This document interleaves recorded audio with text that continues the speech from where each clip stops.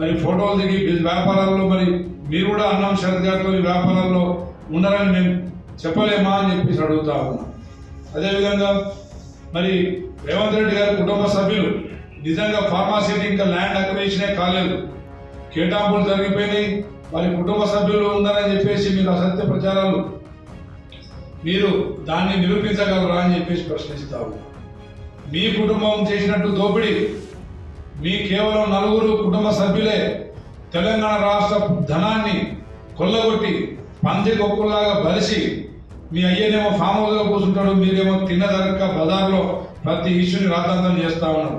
10 సంవత్సరాలు మీకు ప్రజలు అవకాశం ఇచ్చింది తెలంగాణ రాష్ట్రంలో, కనీసం 10 నెలలు కూడా ఓపిక పట్టలేని పరిస్థితుల్లో మీరు ఎందుకు అంత అసహనానికి గురవుతున్నారు? ఎందుకు ప్రజల్ని విచక్షణరహితంగా రెచ్చగొట్టే కార్యక్రమాలు చేస్తున్నారు? మరి మీలో అసలు మరి రాజకీయంగా విలువలు ఉన్నాయా అని చెప్పేసి మేము ప్రశ్నిస్తా ఉన్నాం. తెలంగాణ ప్రజలు ఇదంతా గమనిస్తా ఉన్నారు. హకీంపేట్, పోలేపల్లి గ్రామాల్లో ల్యాండ్ అక్విజిషన్ పూర్తి అయిపోయింది. కేవలం లగచెర్ల అనే గ్రామంలో కేవలం 500 ఎకరాలు మాత్రమే అక్వైర్ కావాల్సిన అవసరం ఉంది. 30 నుండి 50 ఫార్మా క్లస్టర్లని అక్కడ నెలకొల్పబోతున్నాం. అదేవిధంగా మొత్తం 1350 ఎకరాలలో 200 ఎకరాలు గ్రీన్ జోన్గా, 150 ఎకరాలు కేవలం రోడ్లకు, అదేవిధంగా 50 ఎకరాలు మరి అందులో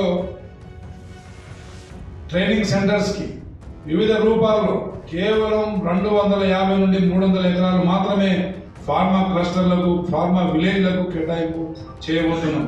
అక్కడ 30,000 ఉపాధి ఉద్యోగాల అవకాశాలు కల్పించడానికి ఈ ఫార్మాసిటీ కొడంగల్ అభివృద్ధి కోసం, తన సొంత నియోజకవర్గ అభివృద్ధి కోసం మీరు సిద్దిపేట, గజ్వేల్, సిరిసిల్ల మాత్రమే 10 సంవత్సరాలు అభివృద్ధి చేసుకున్న మరి దుర్మార్గులు మీరు కాదా?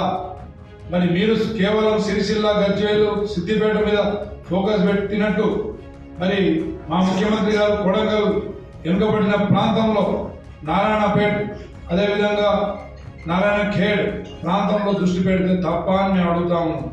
మీకు దమ్ము ధైర్యం ఉంటే కొడంగల్ ప్రజల ముందు వచ్చి అభివృద్ధిని చేయొద్దని చెప్పేసి మీరు చెప్పగలరా అని చెప్పి ప్రశ్నిస్తా ఉన్నాం. కేటీఆర్ గారు ఇప్పటికైనా హరీష్ రావు గారు మీ బుద్ధి మార్చుకోండి. మీరు తెలంగాణ ఉద్యమ సమయంలో కూడా మోహన్ బాబు గారి మీద, లగడపాటి రాజగోపాల్ గారి మీద మీరు మరి అసాంఘికంగా దాడులు చేసిన చరిత్ర మీది.